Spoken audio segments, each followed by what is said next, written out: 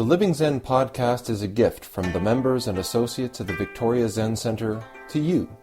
If you enjoy it, please be sure to let your friends know about Living Zen. If you'd like to support our community, here are a few ways that you can do it. Download the Living Zen podcast app for iPod, iPhone, or Android.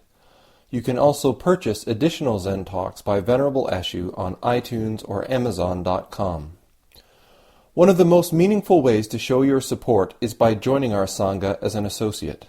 Your commitment of $10 a month will ensure that offerings like the Living Zen podcast and our online e-Zendo will continue to be available around the world to everyone with an interest in truly living Zen.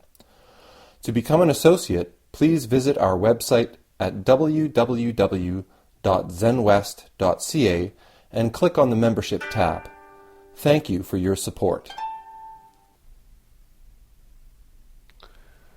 So, tomorrow I'm leaving for Seattle. I'm heading off to do what's called in the Zen tradition a sesshin. The word sesshin is made up of two characters which mean, shin it means heart, mind, which alone is kind of complex to talk about. Shin, heart, mind. In Japanese, the Chinese language as well, which share this character, what we call our heart, our core, the true mind, it shares this character. It's not divided like we've made these two things, our heart and mind. Our heart is in our chest and our mind is in our head. In the Japanese language, shin, this heart-mind, this one thing. And ses means to gather together or to collect. And so in the Zen tradition, we gather together several times a year to do this practice called sesshin. And it's an intensive, week-long practice period.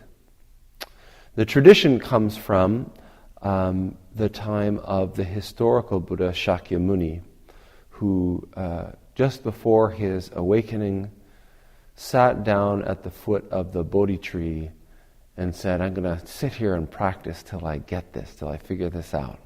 This great problem, this great matter of life and death, liberation from suffering. And it said that it took 7 days. So this is where this tradition of 7 days of intensive practice comes from.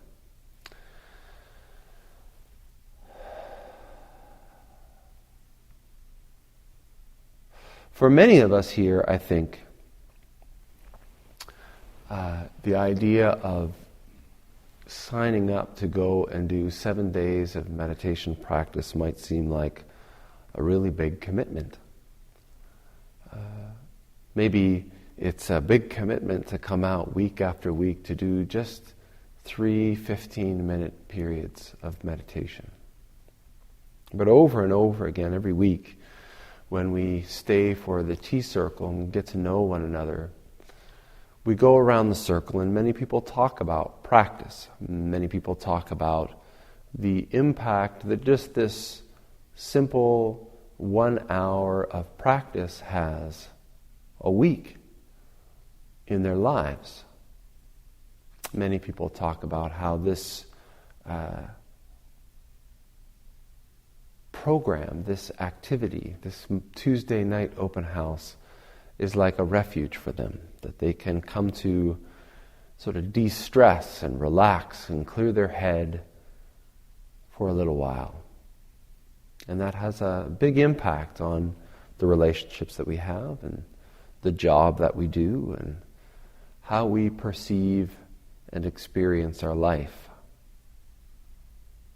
But for the most part, many of us here go through our week and there's not so much practice. We kind of ride on the afterglow of our Tuesday community together. So I wanted to just explain that, there is an unlimited supply of that clarity, of that energy, of that transformative capacity available to you. And it's not available from the Zen Centre. It's available in your own life, in your own practice. Over and over again, I remind people that so much of what we do at the Victoria Zen Centre, the resources that we put online, the programs that we make available, are all aimed at helping people develop and establish regular, consistent, daily practice. So to sort of take the fluff away from Zen practice, I have to say that Zen practice is aimed uncompromisingly at awakening. Waking up in the midst of every action, every aspect of our life. It's not about relaxation. It's not about feeling better about ourselves. It's about fundamental liberation from suffering, awakening in every aspect of our lives.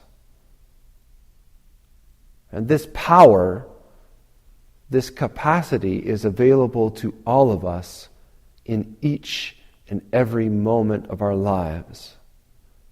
And the question isn't, how do I find it?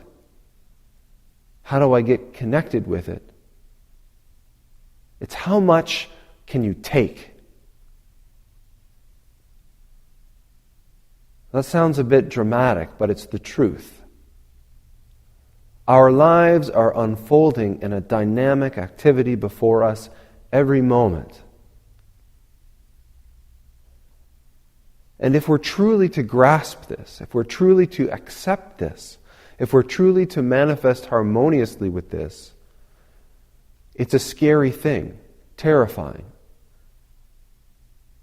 Each of us has come to seek comfort in objects, the things that we have, the places that we know, the person, identity that we think we are. And throughout our lives, when we meet change, when we experience adversity, we run as quickly as we can to the things that we take as being safe, stable. The self, the familiar, our habits. This practice that we engage in on Tuesday evening is an opportunity for just an hour to shove off from the safety of shore, the known, and to allow ourselves in just this simple activity of sitting to embrace this unfolding activity before us, our lives. And we can see even in this simple activity of walking, the simple activity of chanting, of just sitting with our breath, that we don't know what to expect. Things arise, and if we're not so caught up in making plans or looking for what we expected, we can actually develop, realize, and manifest the capacity to meet them dynamically, energetically, alive.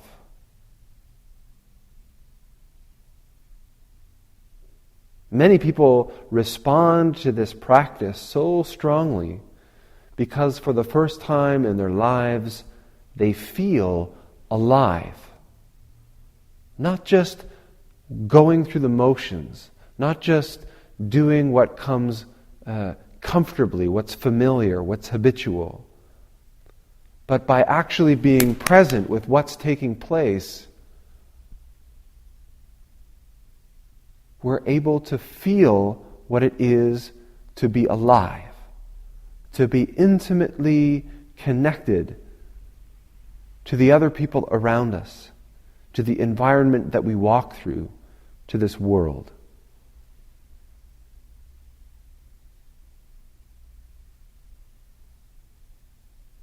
This opportunity is always around us.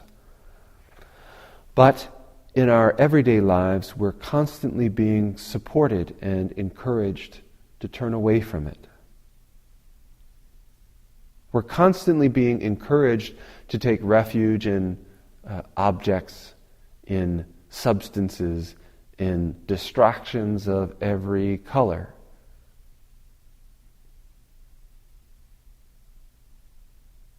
We're supported by a culture, by an environment, and by relationships to turn away from this dynamic energy, this wondrous unfolding of our lives.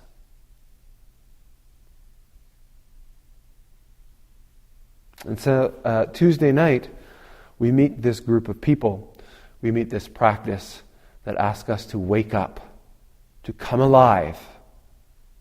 Feel what it is to be born into your own life. And that is transformative. And little bit by little bit, if we engage in this practice, little bit by little bit, each day of our lives, we can wake up more and more in more and more moments of our unfolding everyday life. Now we have this community of practice, the Victoria Zen Centre here. We engage in practice for more and more time. We have lots of different activities where as your legs become more able to support you, and as your meditation practice opens up more so that you're more and more able to engage in this activity without fear, to embrace it. You can expand this. You can take advantage of opportunities to do this practice not just for an hour one evening, but for a few hours or for a whole day. Or, like I'm off to do tomorrow, for 7 days. An environment is created by a collaborating group of people. A structure is created which allows us to completely throw ourselves into this roiling, unpredictable, wondrous, awesome manifestation, dynamic activity of life together. And our only job is to be there for a whole week, just to keep coming back to be there. And if you think that an evening of practice once a week, if you can feel the transformative capacity of one evening a week, I can tell you that being immersed in this dynamic activity for a week, with everybody's energy bent on this experience,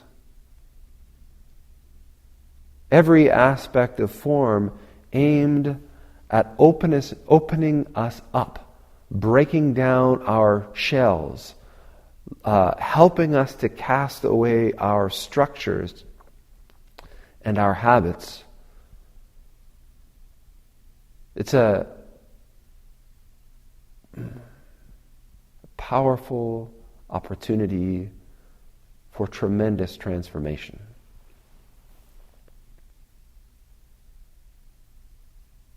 So, I hope I haven't scared the hell out of everybody. But it's very important for me that you all understand that this meditation practice that we have, our culture, science, business, is beginning to accept meditation more and more. I'm seeing more and more articles on the relaxation, stress relief power of meditation. But this practice's capacity is not limited to making you a more efficient machine, cog in the wheel of money-making.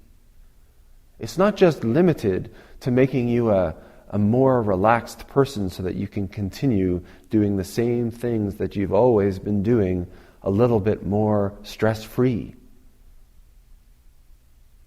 It can do that, absolutely. And if that's what you're interested in, no problem. We've got it covered. But beyond that, this practice has the capacity to completely transform your life. This practice has the capacity to help you to awaken to your own true nature. This realization that fundamentally all things in this vast cosmos are one. It's not just an idea. This is something that you can realize in each moment of your life.